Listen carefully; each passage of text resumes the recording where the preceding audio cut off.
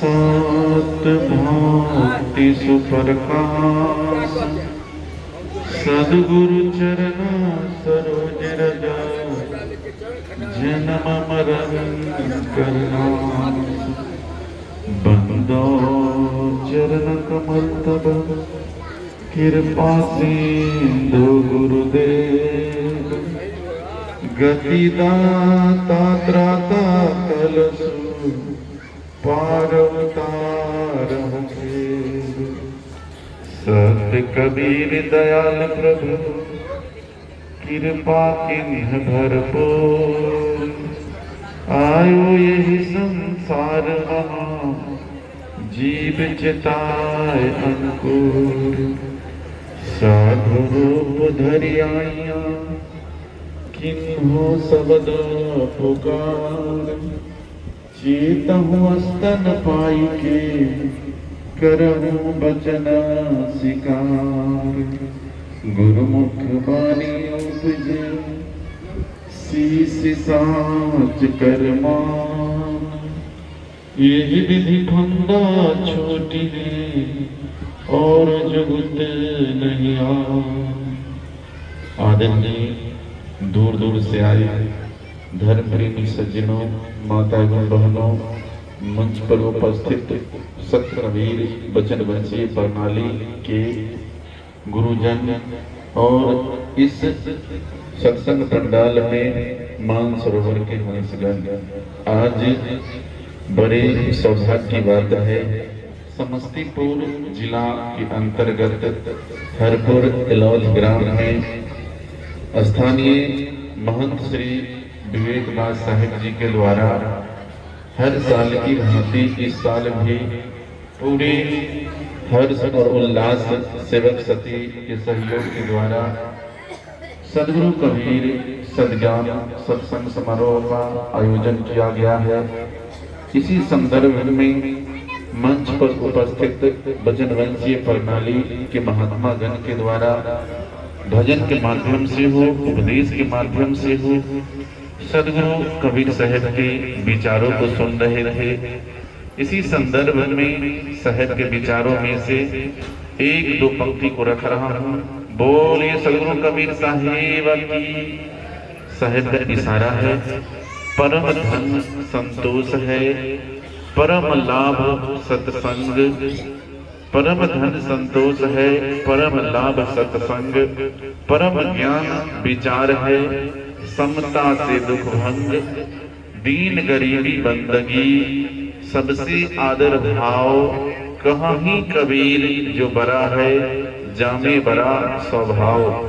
साहब का इशारा है यह मानव जीवन के अंतर्गत अगर आपके पास धन संपत्ति रुपया पैसा सब कुछ आपके पास अगर आ जाए लेकिन आपके जीवन में अगर शांति नहीं है आपके जीवन में अगर सुख नहीं है अपने कर्म के द्वारा तो समझ लीजिए मनुष्य जीवन निरर्थक है। और शांति और सुख तभी आपके जीवन में समाहित हो सकता है जब आप अपने आप को अंदर मुखी हो जाए और जितना आपके पास है उसमें जीवन को व्यतीत करना प्रारंभ कर दे। क्योंकि इच्छा पूर्ण न होने के कारण ही रावण कौरव कंस मारा गया। इच्छा तो बड़ा था लेकिन पूर्ण नहीं हो पाया। तो हम लोग भी राजा से लेकर रंग तक गरीब से लेकर फकीर तक आज तक इच्छा किसी का पूर्ण नहीं हो पाया है।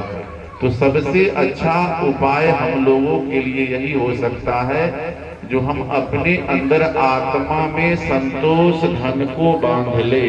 क्योंकि इससे बड़ा कोई धन नहीं है। तो संतोष धन ही हमें जीवन में चाहिए। और परम ज्ञान अपने जीवन में अगर सत्संग संत गुरुजनों के माध्यम से अगर जीवन में सुख चाहते हैं अपने जीवन को अच्छा बनाना चाहते हैं तो संत गुरुजनों के द्वारा जो सत्संग में आपको शब्द के द्वारा, उपदेश के द्वारा आपको जो दिशा दिया जाता है, उपदेश दिया जाता है, उस पर आप चलना प्रारंभ कर दीजिए। जब तक आप अपने आप को वाणी पर चलना प्रारंभ नहीं करेंगे, तब तक आपके जीवन में सुधार नहीं हो सकता है। जिस प्रकार हम लोग भौतिक जीवन में देखते हैं, हम लोग अगर हमारे जीवन में समस्या अगर आता है तो समस्या का समाधान हम लोग नहीं करते हैं, अपने जीवन में दुखी हो जाते हैं और दुख के कारण पूरा जीवन आप जो है कल्पित जीवन बिताना प्रारंभ करते हैं। शरीर आपका दुखी में है, आत्मा आपका दुखी में है, तो दुख आपके जीवन में तभी निवृत्ति हो सकता है जब आप उसका उपाय खोजेंगे। जो हमारे जीवन में दुख कैसे मिलेगा, लेकिन आज हम लोग दुख को समाप्त करने का साधन बना लिए हैं। भ्रम में फंस जाना, कहीं भगत के पास चला जाना, कभी गंगा स्नान करने चला जाना, तीर्थ व्रत में चले जाना, जंतर मंतर में चले जाना, जो इस चीज का सदरू कबीर साहब घोर विरोध किए। सदरू कबीर साहब हम लोगों को उपदेश दिए साथी के माध्यम से, यंत्र मंत्र सब झूठ है, मत भर में जग कोई, सार शब्द जाने बिना कागा हंस न होए। तो आप विचार करके देखिए, सदरू कबीर साहब जब साखी के माध्यम से प्रमाणित करके हम लोगों को सुझाव दिए, हम लोगों को शिक्षा दिए, जो सारे संसार के जितने भी यंत्र मंत्र सब झूठ है, इससे तुम्हारा कल्याण नहीं होने वाला है, इससे तुम्हारा मुक्ति होने वाला नहीं है। मुक्ति तुम्हारा तभी हो सकता है जब तुम सार शब्द को अपनाओ और आसार को छोड़ो। तो अपने जीवन में जो सत्य वचन है, सत्यवाणी है, सतनाम जो आपको दिया जाता है, जो हमेशा उस पर चलो। जो संत गुरुजन कहते हैं, मैं सच्चे पथ का राही हूँ, कह सकता दिन को रात नहीं, ईमान बेच दूं दो टुकड़े पर, ये मेरे बस की बात नहीं। तो जो व्यक्ति अपने आप को, अपने ईमान को बचाने के लिए, अपने सत्य को बचाने के लिए, अपने स्वाभिमान को बचाने के लिए, भक्ति भाव को बचाने के लिए, मानवता को बचाने के लिए अपने विपरीत को ना जाए, अपने आप को हमेशा अपने कर्तव्य पथ पे हमेशा खरा उतरे। जिस प्रकार आप लोग देखते हैं, मछली पानी में रहता है, लेकिन मछली का संग पानी से ही होता है। भले आप उसको काट दीजिए, छोटा छोटा टुकड़ा कर दीजिए, लेकिन मछली का जो संग पानी से कभी खत्म होने वाला नहीं है, चाहे वह उसको कटना क्यों न पड़े।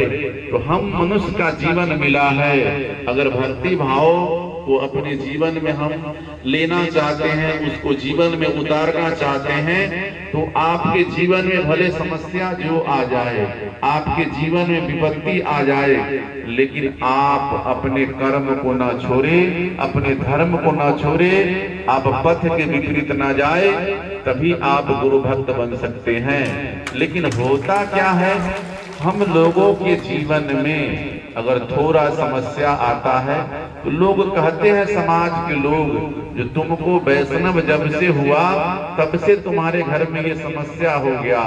बहुत लोग तो ऐसा भी कहते हैं, जो कबीरपंथी होता है वह गरीब होता है, उसके घर में विकास नहीं होता है। ऐसे भी कहने वाले व्यक्ति होते हैं। एक गांव है, गांव का नाम मैं नहीं लूंगा, वह बहुत गरीब व्यक्ति था। वह कंठी माला लिया, कंठी माला लेने के बाद लोग उनको कहने लगे, तू बेकार कबीरपंथी में माला लिया है, तुम जो माला लिया है इससे तुम्हारे घर में गरीबी है, तुमको कभी अमीरी नहीं आ सकता है, क्योंकि कबीरपंथी में ज्यादा गरीब लोग ही होते हैं। तो हुआ क्या, जो कुछ दिन के बाद सदगुरु की कृपा हुई, संत गुरुजनों का आशीर्वाद हुआ। उनकी जो धर्म पत्नी थी, धर्म पत्नी का नौकरी जो है बिहार पुलिस में हुआ। तो बिहार पुलिस में नौकरी होने के बाद वो हमको भी खबर दिया, जो साहब जी मेरी पत्नी को बिहार पुलिस में नौकरी हुआ है। तब हम उससे बोले, जो अब तुम बताओ, जो तुमको कबीरपंथी में आने से फायदा हुआ या नुकसान हुआ? तो वह बोला कि नहीं, हमको बहुत फायदा हुआ। तो हम लोगों का जो नियम है, हम लोगों का जो विचार होता है, सदगुरु कबीर साहब हम लोगों को पूजा करने के लिए बताए हैं। तो संसारिक लोग आपको पूजा पद्धति बताएंगे, जो तुम तीर्थ में चले जाओ, व्रत में चले जाओ, मंदिर में चले जाओ, चर्च में गुरु चले जाओ, गुरुद्वारा में चले जाओ और वहां फूल अगरबत्ती चढ़ा लो, यह तुम्हारी पूजा हो जाएगी। लेकिन सदगुरु कबीर साहब और रविदास जी दोनों आदमी दो बिंदु से बताए हैं। रविदास जी सदगुरु कबीर साहब से पहले थे और कबीर साहब बाद में हुए। दोनों समकक्ष में थे और काशी में ही दोनों आदमी का मतलब प्रकट होना हुआ और उन लोगों का कर्म क्षेत्र भी काशी में ही था, दोनों महापुरुषों का। तो सदगुरु कबीर साहब रविदास जी से बहुत आगे निकले, उनकी वाणी भी फैला सदगुरु कबीर साहब का। तो रविदास जी और सदगुरु कबीर साहब का दोनों वाणी समाज सुधार के लिए लिखा। तो सदगुरु कबीर साहब यहाँ पे बोलते हैं, जो पूजा हमारे लिए क्या है? जो अगर हम अच्छा काम करेंगे, अच्छा विचार बनाएंगे, अच्छा सोच रखेंगे, वही हमारे लिए पूजा है। और फिर सदगुरु कबीर साहब कहे हैं, जो पूजा सोई जो आत्म पूजे।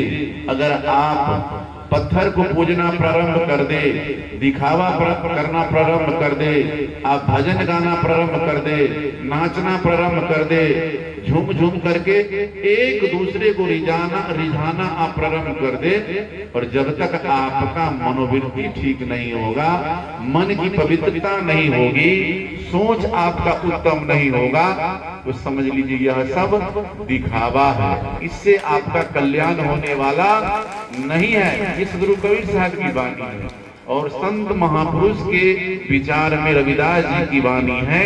सर्व ही पूजा जानी के जो बरते दिन रैन, अरे दास इन संसार में सदा मिले सुख चैन। धर्म न पूछे जाति को, कर्म सदा प्रधान। कुशल धर्म की राह पर चलता चल इंसान। धर्म नहीं पाथर पूजना, फूल अरु और पान। करे भलाई मनुष्य की, दानशील व्यवहार। तो रविदास जी की वाणी है, जो अगर आप शर्म का मतलब होता है सेवा, तो सेवा सबसे पहले जो माता पिता ने हमें जन्म दिया है, पोस पाल के बड़ा किया है, धर्म है उनकी सेवा करना, उनके आगे शीश नवाना, और उनके अलावा और कोई देवी देवता नहीं है। तो सबसे पहले हम माता पिता की सेवा करें। समाज में बूढ़े बुजुर्ग हैं, निसहाय कमजोर लाचार बीमार व्यक्ति है, उनको आप अगर जितना आपके पास सामर्थ्य है, चाहे आप तन से हो, धन से हो, भोजन से हो, वस्त्र से हो, अगर आप उनको सेवा करें, तो इससे बड़ा इस दुनिया में आपको पुण्य कहीं नहीं मिल सकता है। तो सर में पूजा जाने के, जो अगर उसको व्रत मान ले, उसको पूजा मान ले, उसको पूजा पद्धति मान ले, वह व्यक्ति के जीवन में सदा सुख की कमी नहीं होगी और सदा उसके जीवन में चैन मिलेगा। क्योंकि आप अपने लिए पूरा जीवन धन संपत्ति जमा करते रहे, उसमें आपको शांति नहीं मिलेगा। अंतोगतवा आपका पुत्र हो, आपका सहयोगी हो, आपका सखा संतान हो, आपका रिश्तेदार हो, बोलेगा जो यह जीवन में कुछ नहीं किया। लेकिन अगर आप किसी पड़ोसी को, किसी अनजान व्यक्ति को अगर विपत्ति के समय अगर सहयोग करेंगे, उसको आप कदम से कदम मिला करके उसके साथ खड़ा होंगे, वह व्यक्ति आपका नाम लेगा, आपकी सम्मान करेगा। तो ये आप विचार कर ले। धर्म न पूछे जाति को। मनुष्य जीवन में आज हम लोग इतना सत्संग करते हैं। सदगुरु कबीर साहब 6 से 27 वर्ष बीत जाने के उपरांत हम लोगों को जाति पाति, छुआछूत, भेदभाव इससे बचाने का काम किए। लेकिन हम लोग सिर्फ सत्संग में ही सब एक मतलब जो है जगह बैठते हैं, लेकिन विचार हमारा एक नहीं होता है। हम लोग मंच और पंडाल से बाहर निकलते हैं तो फिर हम लोग जाति पाति के चक्कर में फंस जाते हैं। जो मनुष्य की कोई जाति नहीं होती है, मनुष्य अपने आप में जाति होती है। ये आपको विचार करना होगा और इससे ऊपर उठना होगा और कर्म को मानना होगा।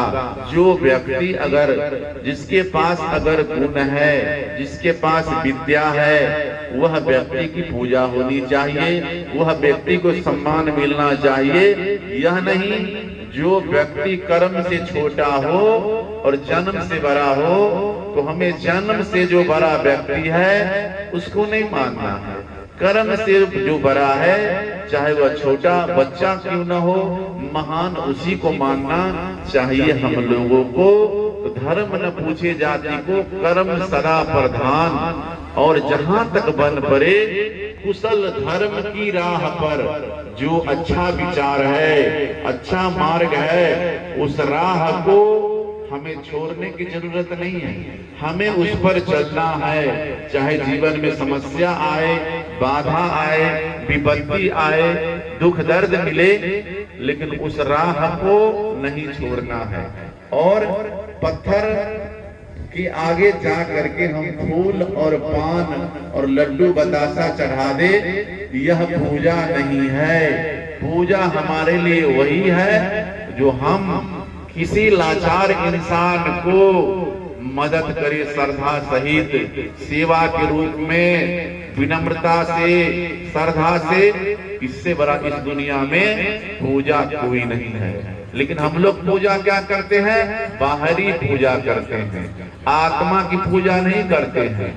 माता पिता दवा के बगैर जो है तड़प रहा है, भोजन के बिना वह बीमार पड़ रहा है, वस्त्र फटा है, लेकिन हम लोग उसको नहीं देते। देवता का मतलब होता है देने वाला। तो दिया कौन? जमीन हमारे लिए माता पिता ही अर्जन किया है, चाहे वह दुख से हो, दर्द से हो, कष्ट से हो, मजदूरी करके हो, उसका जीवन क्यों न हो, लाचार में बीता हो, लेकिन हर माता पिता अपने बच्चे के लिए उच्च संस्कार, उच्च ज्ञान और उच्च विचार रखते हैं। माता पिता अपने बच्चे के लिए अहित नहीं सोचते हैं। जो माता पिता हमें नाम दिया, समाज में पढ़ा लिखा करके डॉक्टर, कलेक्टर, इंजीनियर दिया, बनाया, वह माता पिता की अगर हम सेवा ना करें तो ये हमारे लिए बहुत दुर्भाग्य की बात है, बहुत दुख की बात है। तो सत्संग हम लोगों को हमेशा सुधार का केंद्र है, सत्संग हमें सुधारने का मार्ग है। दूसरा कोई रास्ता नहीं है सत्संग के बिना हमें बदलने का, और बदलने का नाम ही सत्संग है। अगर आप यह पंडाल में आप अपना बहुमूल्य समय दिए हैं, दूर दूर से आए हैं, आपको आने में भी खर्च लगा होगा, 100, 200, 500 लगा होगा। और खर्च तो छोड़िए, मनुष्य जीवन में समय ही धन है। जो व्यक्ति समय का अगर सदुपयोग किया, समझ लीजिए वह व्यक्ति का जीवन सुखमय है। और जो व्यक्ति समय का अगर दुरुपयोग किया, वह व्यक्ति का जीवन दुख से भरा हुआ है। तो आप लोगों ने अपना बहुमूल्य समय सत्संग में दिया है, तो इस सत्संग में कुछ लेके जाइए और कुछ छोड़ के जाइए। तो छोड़ के आपको जाना है, आपके पास जितने भी अहंकार हो, आपके जीवन में कुविचार हो, आपके जीवन में छल प्रपंच हो, आपके जीवन में द्वेषता हो, वह आप सत्संग में छोड़ दीजिए और संत गुरुजन के सानिध्य में दे दीजिए। और संत गुरुजन के द्वारा जो आपको उपदेश मिला है, जो आपको जीवन जीने का जो तरीका मिला है, जो आप जीवन सुधार के लिए जो मार्ग मिला है, उसको आप अपने घर में ले जाइए। और घर जैसे हम लोग अच्छी चीज कहीं से खरीदते हैं तो घर ले जाते हैं, पूरे बाल बच्चे में इसको बांट करके इसका जो है हम लोग उपयोग करते हैं। चाहे भोजन सामग्री ही हो, कोई अच्छा वस्तु हो, उसको पूरे परिवार मिलकर के उपयोग करते हैं। उसी तरह अगर आपने सत्संग को सुना है, सत्संग को अपने अंदर आत्मा में बिठाया है, तो आप अपने घर परिवार में लेकर के इसका उपयोग कीजिए, आप अपने घर में सुधार कीजिए। आज हम लोग देखते हैं, हम लोगों में समस्या है, जो अगर कहीं भी सत्संग होता है तो सत्संग में जितने भी हमारे गांव के बूढ़े बुजुर्ग माँ बहन है, यही सत्संग में हम आते हैं, यही लोग बैठते हैं। जो हमारे समाज के युवा वर्ग है वह सत्संग से वंचित है, वह सत्संग से दूर है, वह वैष्णव बनने से दूर है। तो ये हम लोगों में कमी है। हम लोग में कमी क्या है? जो हम लोग अपने बच्चे को कहते हैं, हम गार्जियन ही कहते हैं जो अभी यह वैष्णव होने योग्य नहीं है, पढ़ने लिखने योग्य है, इसको अभी रहने दीजिए। रहने के चक्कर में क्या होता है, वह एक दिन परिपक्व हो जाता है। जो आप लोग सत्संग के माध्यम से सुनते हैं, जो कच्चा सरसों पेड़ का खरी भयानक तेल, तो समझ लीजिए कच्चा सरसों जिस प्रकार न खरी होता है न तेल होता है। तो इसमें क्या है, जो व्यक्ति परिपक्व हो जाता है वह व्यक्ति आपकी वाणी को नहीं मानेगा, आपके विरोध में खड़ा हो जाएगा, अन्य मत पंथ में चला जाएगा, वह आपकी वाणी को नहीं मानेगा। जिस प्रकार सारे विभाग में बहाली होता है जवानी में, उसी प्रकार सत्संग में जो व्यक्ति समय से अगर आ गया, वह व्यक्ति पूरा जीवन सत्संग करता है, पूरा जीवन गुरुजन के सानिध्य में बैठता है, और उस व्यक्ति का एक अलग विचार होता है। और जो व्यक्ति के जीवन में धन संपत्ति हो जाए, रुपया पैसा हो जाए, सारे सुख सुविधा हो जाए, लेकिन अगर मानवता नहीं है, उसके जीवन में सत्संग का अभाव है, तो समझ लीजिए धन आपके पास है, लेकिन धन का सदुपयोग कब तक करेंगे? जब तक आपका शरीर में बल रहेगा। ये शरीर जर्जर हो जाएगा, ये शरीर रोग से ग्रसित हो जाएगा, तो उस वक्त आपका धन आपके लिए पूरा बन जाएगा। उस वक्त जो आपने संत गुरुजनों के माध्यम से जो इस संसार छोड़ने का, ये संसार से बाहर निकलने का जो रास्ता मिला है, वहीं से आप आगे निकल सकते हैं। क्योंकि इस संसार में यह शरीर को रहते हुए, जो आप लोगों ने सुना है, राजा विदेह का नाम सुना होगा, आप संसार में रहना है, संसार में रहते हुए आपका विचार अगर विदेह हो गया, सोच अगर आपका अच्छा हो गया, तो समझ लीजिए आपका जीवन सफल हो गया, आपका जीवन आनंदमय हो गया। तो ये आप पर निर्भर करता है। और यह शरीर आपको इसलिए मिला है, जो आप भौतिक जीवन में रहते हुए आप भक्ति भजन करे, सेवा करे। क्योंकि सदगुरु कबीर साहब का इशारा है, 5 पहर धंधे गया, 3 पहर गया सोए, 1 पहर गुरु भक्ति बिना मुक्ति कैसे होए। 5 पहर का मतलब 15 घंटा होता है। 15 घंटा हम लोग क्या करते हैं? अपने जीवन यापन के लिए लोग कोई कृषि कार्य में लगे हुए हैं, कोई व्यापार में लगे हुए हैं, कोई नौकरी में लगे हैं, जो जहां है सब लोग उलझे हुए हैं।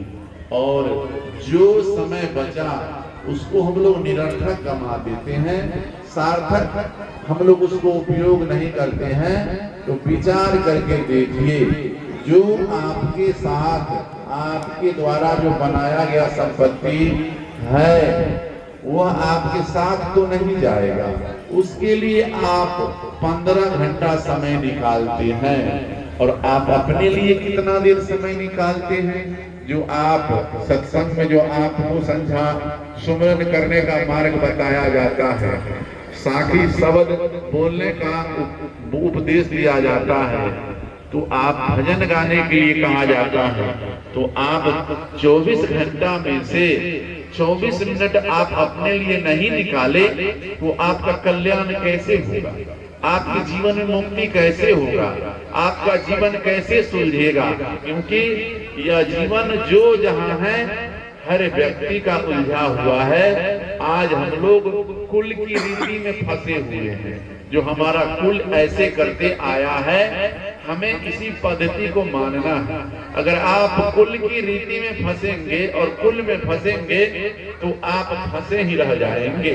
सदगुरु कबीर साहब कुल की रीति से हम लोगों को आगे की बात कहे हैं, ज्ञान की बात कहे हैं, वैराग्य की बात कहे हैं, त्याग की बात हम लोगों को बतलाए हैं। तो हम लोगों को उस बात को अपने मन में उनकी वाणी को सुन करके जीवन को आगे बढ़ाना है। और जीवन आगे तभी बढ़ेगा जब आप अपने आप को सोच को अच्छा रखेंगे। जो संत गुरुजनों के द्वारा हम लोग सुनते हैं, सकलो दुर्मति दूर भगाओ, कागा गवन गति छाड़ी के हंस गति अपनाओ। तो जब तक हम अपने आप को मन के विकार को नहीं तजेंगे, मन के सोच को अच्छा नहीं बनाएंगे, तब तक यह काम होने वाला नहीं है। क्योंकि सोच ही आपको आगे बढ़ाएगा। तो हमें हर तरह से जीवन को अच्छा बनाना है, जीवन को अच्छे सोच में जीवन यापन करना है, तभी हम मनुष्य जीवन सफल हो पाएगा। तो हम कह रहे थे परम धन संतोष है, परम लाभ सत्संग। आपके जीवन में सत्संग से ही लाभ होगा, दूसरा कोई मार्ग नहीं है लाभ का और सुधार का। तो लाभ हमें सत्संग से लेना चाहिए। अगर आप सत्संग में अगर संत गुरुजनों के द्वारा विजय के माध्यम से हो, अनुराग सागर के माध्यम से हो, कबीर मंसूर के माध्यम से हो, नाना तरह के सदग्रंथ से आपको बांधने का काम करते हैं, उसमें से अगर सत्संग का आप तो सारे शब्द को छोड़ दीजिए, अगर एक शब्द आपने सुन लिया तो आपका जीवन धन धन हो जाएगा। सत्संग में अगर आप आ करके झूठ बोलना छोड़ दे तो आपके जीवन में सत्संग होना प्रारंभ हो जाएगा। भूखे को भोजन देना आप प्रयास करें तो आपके जीवन में सत्संग हो रहा है। निसहाय को मदद करना प्रारंभ कर दे, आपके जीवन में सत्संग होना प्रारंभ हो जाएगा। अगर आप करना चाहे तो, क्योंकि 1 से लेकर 10 सीढ़ी है, तो आप 10 सीढ़ी पे एक बार नहीं चढ़िएगा, 1-2 करके ही चढ़िएगा। तो अगर आप एक छोड़िएगा दूसरा छूटेगा, दूसरा छोड़िएगा तीसरा छूटेगा। अगर आपको कहे जो हम सब एक के बार छोड़ दे, ये संभव नहीं है। हमें प्रयास करना चाहिए। जो संत गुरुजन कहते हैं, करत करत अभ्यास के जरमति हो सुजान, रसरी आबद जात है सिर पर पड़े निशान। अगर आप करना प्रारंभ कर देंगे तो धीरे धीरे सब कुछ छूट जाएगा। एक दिन आप अपने आप को जो है, आप अपने जीवन को अच्छा बना सकते हैं। तो हमें हर तरह से विचार करना चाहिए। और परम ज्ञान विचार है। आपके पास 4 वेद, 6 शास्त्र, 18 पुराण का ज्ञान हो जाए, कहीं आपका विचार अगर अच्छा नहीं है तो वह ज्ञान किसी काम का नहीं है, वह निरर्थक है। तो हमें विचार को अच्छा बनाना है। विचार अगर आपका है तो सब अच्छा है। विचार है तो समझ लीजिए आप ज्ञानी हैं। ज्ञान है और विचार नहीं है, बड़े छोटे का आदर सम्मान नहीं है, अगर रिश्तेदारी का हमें आदर सम्मान करने का क्षमता नहीं है, तो समझ लीजिए आपके पास विचार नहीं है। समता से दुख भंग। आज हम लोग देखते हैं समाज में इतना सत्संग होने के बावजूद भी हम लोगों में समता नहीं है, प्रेम नहीं है, एकता नहीं है, भाईचारा नहीं है। तो आप विचार करके देखिए, प्रेम के बिना आप भक्ति को नहीं पा सकते हैं, प्रेम के बिना परमात्मा को नहीं पा सकते हैं, क्योंकि मीरा को आप प्रेम के बिना मीरा भक्ति को नहीं पाई।